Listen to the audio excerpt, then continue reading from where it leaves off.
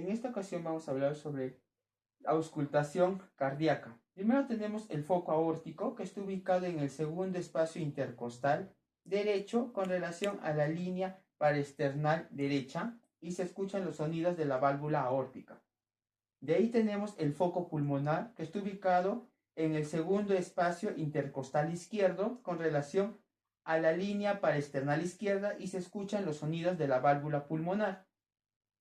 De ahí tenemos el foco aórtico accesorio, ubicado en el tercer espacio intercostal izquierdo con relación a la línea paraesternal izquierda.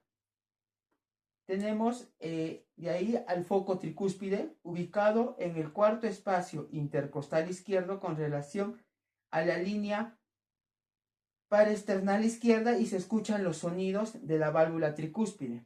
Y por último, tenemos al foco mitral, ubicado en la línea intercostal izquierda junto con la línea media de la clavícula y se escuchan los sonidos de la válvula mitral. Gracias.